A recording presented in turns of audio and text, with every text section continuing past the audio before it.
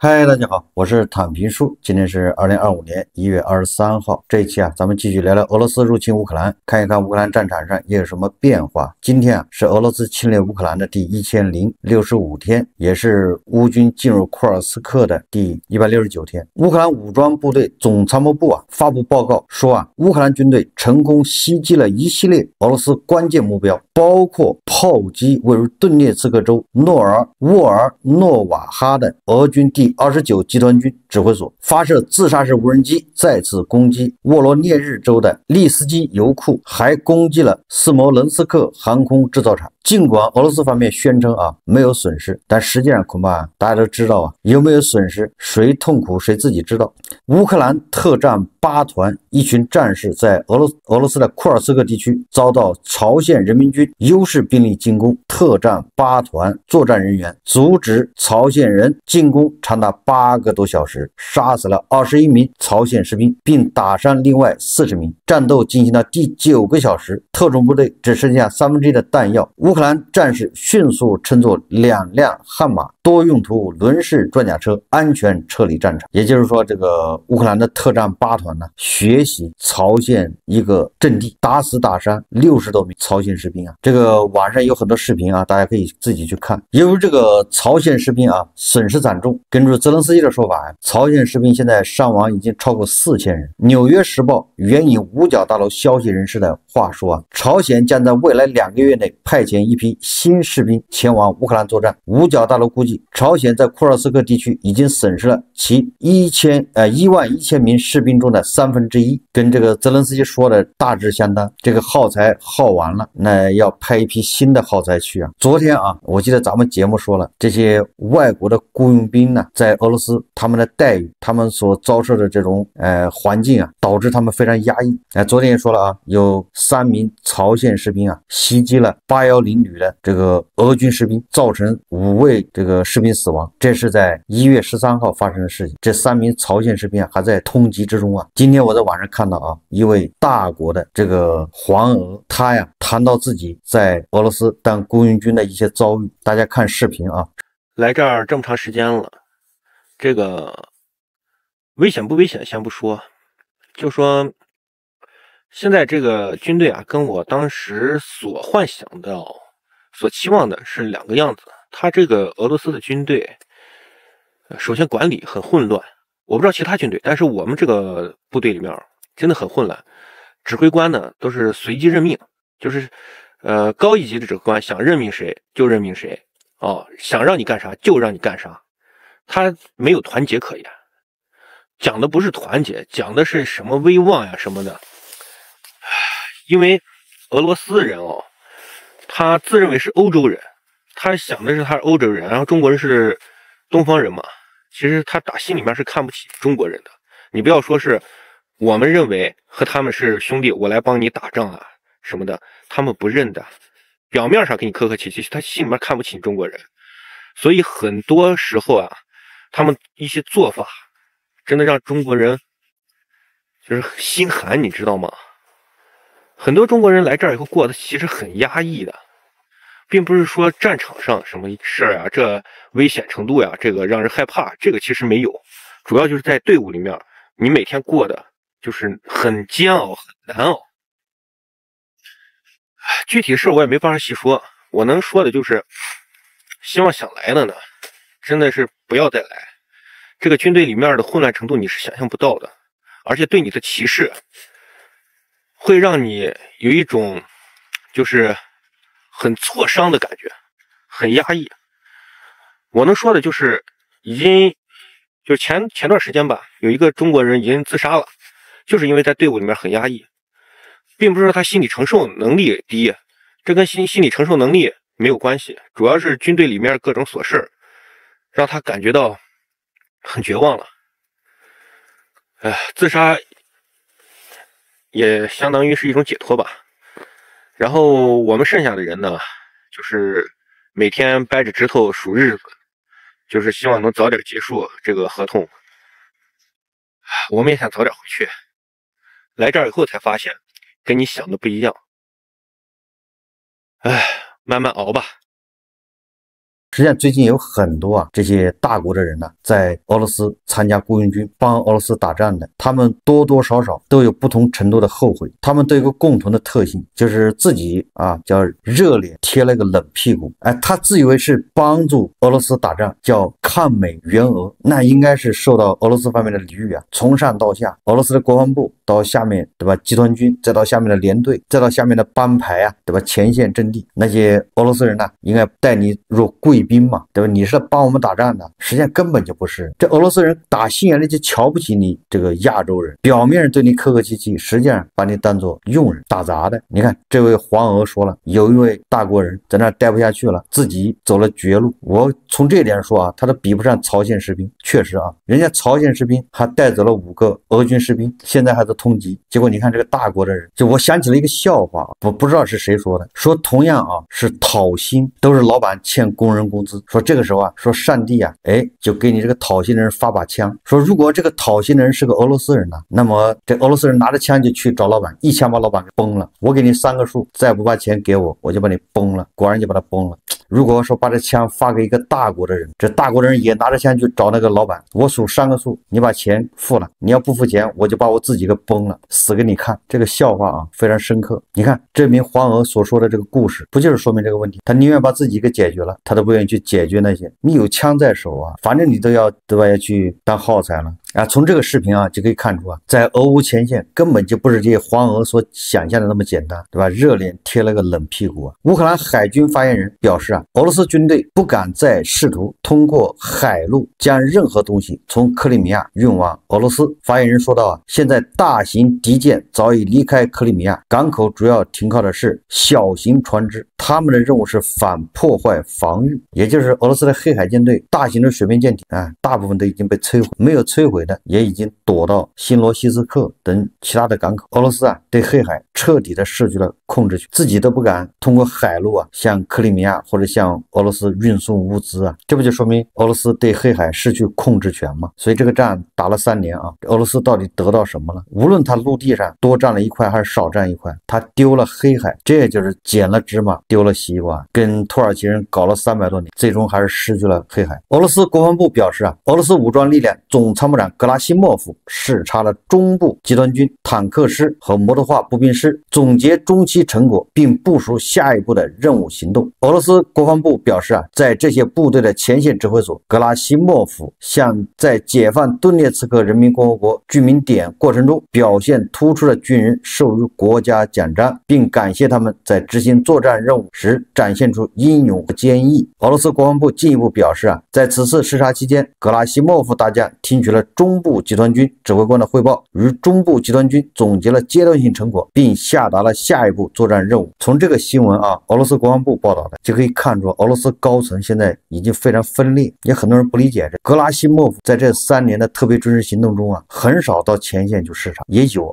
但是不是很频繁，跟那个希尔斯基还有那个以前的乌军总司令扎卢日内那都没法比。那为什么格拉西莫夫这一次跑出来呢？实际上他就是向俄罗斯宣告，我没有躺平，我在这兢兢业业，我在这攻城略战，没有功劳也有苦劳，对吧？你这个普京你们这些五夫一娃，你们不要把脏水泼我身上，对吧？这个普京3令5申的要求俄军将乌军赶出库尔斯克，对吧？先是去年的10月1号，后来改成10月15号，后来改成12月底，后来又改成1月20号，结果每次都落空那总得有人背锅吧？就在这个时候，你看格拉西莫夫跳出来去前线视察，目的就是向普京展示我可是兢兢业业，对吧？你屎盆子不要扣我身上，对吧？你要扣到你那个保镖九民身上。九民是督布良斯克和库尔斯克2州他是剿总司令对吧？库尔斯克这个防御战那是由9民指挥的，是你的保镖指挥跟我没有毛关系，对吧？虽然我的主力都被调到库尔斯克去了，但是我在扎波罗热，我在这个顿涅茨克，我还是打了胜仗的。你看我来嘉奖了，不就这意思吗？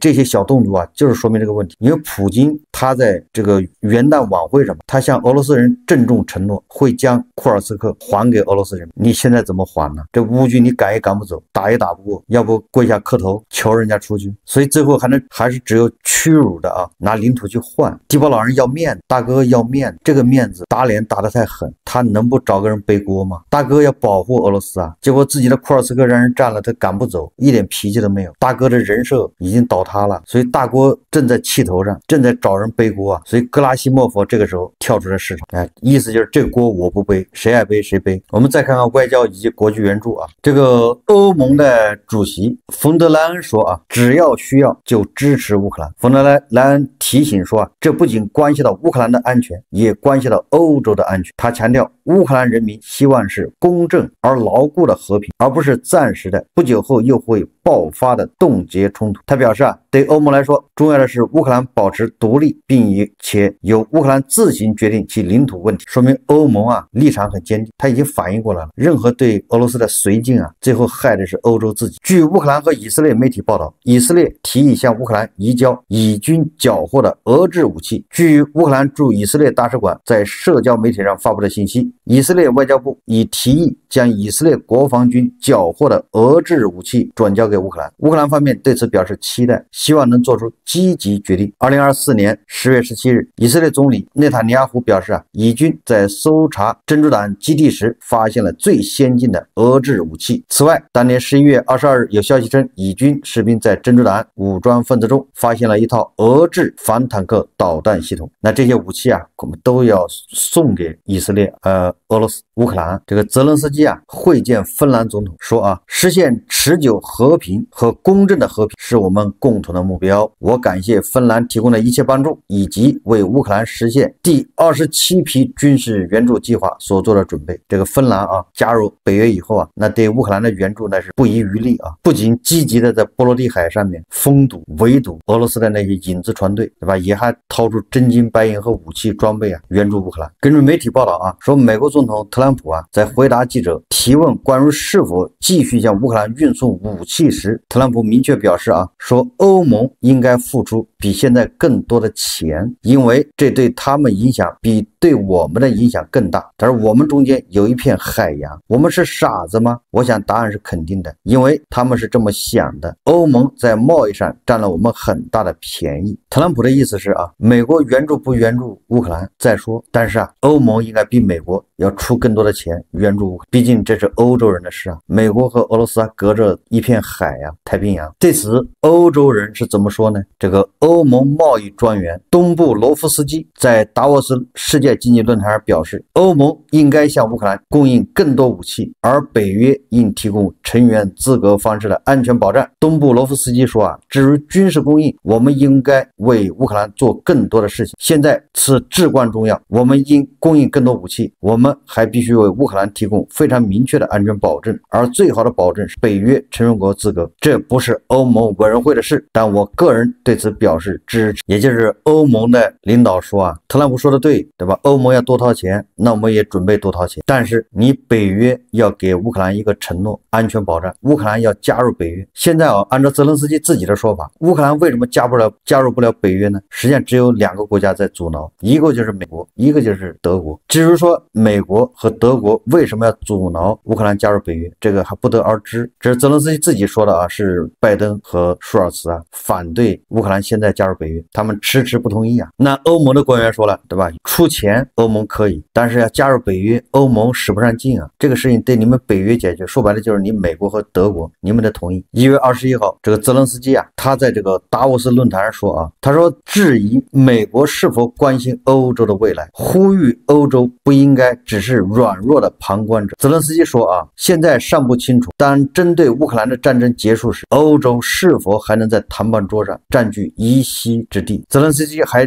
提问称，特朗普会注意到欧洲吗？他会尊重欧盟吗？这个泽连斯基说的很有道理啊，你欧盟在特朗普的眼里算什么呢？那么特朗普主导的和谈，你这欧洲能不能坐上桌都是个问题。昨天啊，法国总统马克龙也说了，和谈必须由欧洲参与，但是这个俄罗斯的这个普京的助手就是帕特鲁舍夫啊，他又说和谈只跟美国有关，也就是俄罗斯和美国两人一谈判就完了，跟欧洲没有任何关系。你看看泽连斯基呼吁欧洲啊要加把劲，也就是加大对乌克兰的援助，欧洲人保护欧洲，你不能指望特朗普啊。这就是泽连斯基说的，欧洲要学会照顾自己，也就是自己保护自己。对这个和谈啊，泽连斯基开出了他的条件。这个泽连斯基21日表示啊，如果俄罗斯达成停火协议，将需要至少20万欧洲维和人员来防止俄罗斯发动新的袭击。泽连斯基在发表讲话后接受采访，当被问及对维和部队的想法时，他说啊，来自欧洲国家20万维和人员将是所需的最低数量，否则毫无意义。泽连斯基表示啊，基辅正在努力安排他和特朗普之间的会晤。然后泽连斯基说了啊，俄罗斯总统普京的条件呢？泽连斯基说啊，俄罗斯总统普京在谈判中要求乌克兰将军队规模削减到目前的1/5，但我们不会允许这么做。说特朗普会尽一切努力在今年结束战争，但乌克兰不仅希望尽快结束战争，还希望公平结束，我们将为此竭尽全力。说目前乌克兰境内60.8万名俄军是2022年的3倍，普京一定会带着比现在规模大10倍的军队回来，彻底占领原苏联所有成员国。这个普京的如意算盘就是停战，为了停火啊，他可以做出一些让步，但是前提条件是乌克兰不能加入北约，乌克兰还得削减军队，这样呢，实际上就为他后面等他调整好之后啊，休养好之后，他再侵略乌克兰做好准备。因为这一次他没做好准备，冒失了，对吧？失算了，所以他现在急于要停火，要休整。但是如果你乌克兰加入北约了，那以后再侵略就比较麻烦了。如果你乌克兰领土上来这么多欧洲的军队或者美国军队，那再侵略也不太好办。所以这些恐怕都是地保老人不能接受的。这个泽连斯基啊声明，他说即使在所有盟友的压力下，乌克兰也不会同意妥协，承认备战领土是俄罗斯的一部分。泽连斯基表示啊，对于乌克兰来说，备战领土永远是乌克兰的领土，直到他们回到国家控制之下。无论任何人想要什么，即使世界上所有的盟友团结起来向我们施压，我们仍然不会承认备战领土，这是不可能的。我们绝不会去承认他们。对我们来说，他们将永远是备战领土，直到我们回到那里。也就是说啊，泽连斯基不会同意领土换和平，但是啊，他这个话里面还有另外一层含义，也就是他能容忍这些领土被俄罗斯现在占有，但是他永远不会承认这是俄罗斯领土，总有一天他们要拿回来。所以我觉得啊，俄乌双方如果这个战没有打明白，双方没有消耗到战争动能啊，彻底结束，那么停火没有任何意义。你特朗普再厉害，在你任上这4年，说不定啊，双方老老实实不打，大家都闷头发展。但是等到你特朗普一下台，换个总统，这个战说不定又要重新打起来，只会比现在更激烈、更惨烈，双方都憋着一口气啊。这就像极了1战和2战，这个1战没打明白，所以才后面2战呢。2战死的人更多啊，卷入了国家，所以这就是绥靖主义的危害。路透社1月22日报道，美国总统特朗普21日表示，如果俄罗斯总统普京拒绝就结束乌克兰战争进行谈判，他可能会对俄罗斯实施制裁。报道称啊，特朗普并未透露可能追加制裁的细节。美国已因俄罗斯2022年2月开始对乌克兰采取军事行动而对其实施了严厉制裁。这个《华尔街日报》说啊，美国总统特朗普指示其俄乌问题特使凯洛格在100天内结束俄乌冲突。联想到他说的24小时啊，那就说明特朗普又画了一个大饼，他的话毫无信誉可言，那就是随口来啊。但是你必须得承认啊，特朗普就任美国总统这2天来啊，特朗普的表现啊，跟他竞选总统的时候完全不一样，对吧？特朗普竞选总统的时候对乌克兰那就是一味的鄙视、仇视，对吧？他的那个搭档马斯克那就是极尽嘲笑之能事啊。虽然马斯克个人啊给乌克兰捐了很多钱，给乌克兰提供星链服务，但是他对乌克兰、对泽连斯基那都是非常鄙视的，他就把泽连斯基和乌克兰当作乞丐。但是现在你看看啊，似乎啊特朗普的天平又回到中立的状态，对吧？他虽然对乌克兰也是施压，但是他现在感觉给俄罗斯的施压更多，对吧？昨天他又说这个普京啊搞错了，失败了，普京如果一意孤行，最终会拖垮俄罗斯，俄罗斯的经济面临崩溃，这都是特朗普说的。他在竞选的时候从来不说俄罗斯一个不字啊，都是夸普京、夸俄罗斯。现在他也开始说俄罗斯斯不行了，开始唱衰俄罗斯啊。路透社1月21日报道，特朗普当日在白宫对记者表示，他已经施压大国参与对俄乌冲突的调停。特朗普称啊，大国在这方面做的不多，他们有很多权利，就像美国一样。他告诉大国应该解决俄乌问题，某种意义上就是特朗普要联手大国停止俄乌冲突啊。至于特朗普拿出什么样的这个条件，这个就不好说了。大国的能力有限，大国要做的无非就是减少对俄罗斯的贸易。那对俄罗斯减少贸易，那大国也要吃饭的。大家也知道大国现在经济是什么形势啊？那跟俄罗斯呢赚一点是一点，你不让我跟俄罗斯做生意，那我跟你美国做，那你对吧？是不是关税就别加了，或者是就是对俄的贸易转移到对美国或者欧盟？总之，大国也要吃饭了，对吧？这些韭菜都失业、降薪、找不到工作，房地产现在低迷。我们看看俄罗斯国内啊，这个俄罗斯外交部长拉夫罗夫表示啊，在解决乌克兰冲突问题上，我们应讨论一下法律协议。这个协议应该包含一个不可违约的机制。你说这是不是天大的笑话？这俄罗斯人居然说我们啊要签个协议，这个协议不能违约，真是笑死人！哪次协议违约不是你俄罗斯违约啊？布达佩斯协议、明斯克协议都是你俄罗斯人撕的，俄罗斯人签协议就是为了撕毁。他现在居然郑重其事的宣布啊，呼吁咱们签协议啊，要搞个法律约定，这个协议不能撕毁，你还不如约束你自己，只有俄罗斯会撕毁。所以你看这个强盗逻辑啊。梅德韦杰夫用中文评论俄罗斯和大国两国对吧元首会晤。这个1月21号，俄罗斯安全会议副主席梅德韦杰夫在社交媒体上用中文和俄文写道：“让我们一起努力，让世界变得更加美好。”这个口号非常漂亮，一起努力，让世界变得更美好。作为诚意啊，梅德韦杰夫对吧？你俄罗斯能不能把远东地区啊归还一部分给大国，这样世界会更美好？你把抢去的、骗去的领土啊还一部分，对吧？略表诚意啊。我们再看看这个俄罗斯国内的分裂啊。昨天咱们说了这个杜金啊，他明显的啊是反对普京跟美国和谈的。今天啊，这个杜金啊再一次公开讲，1月22号，俄罗斯哲学家、政治学家、社会学家杜金接受俄罗斯卫星通讯社采访时表示，一部分持左翼自由主义观点的俄罗斯精英对俄罗斯构成巨大威胁，因为他们可能会在乌克兰危机谈判上将俄罗斯推向致命谈判条件。你看看，实际上这已经在给普京下 KPI 了。你要和谈，你是把乌克兰这个危机啊对俄罗斯什么推向致命。这个杜金说啊，我认为目前最大的风险是部分俄罗斯精英的情绪，他们不了解特别军事行动，没有意识到回归传统价值的意义，基本上仍赞同左翼自由主义者、全球主义者的思想。他表示啊，俄罗斯精英阶层中很大一部分之前是某某某党员、某某某团员，现在是自由主义者，是左派和自由主义思想混合体。说的就是加特老师那个党员呢，加特老师老在胸口憋着那个什么玩意啊。杜金指出，特朗普上台之前，此类意识形态在美国占据主导地位。杜金说啊，这正是普京现在面临的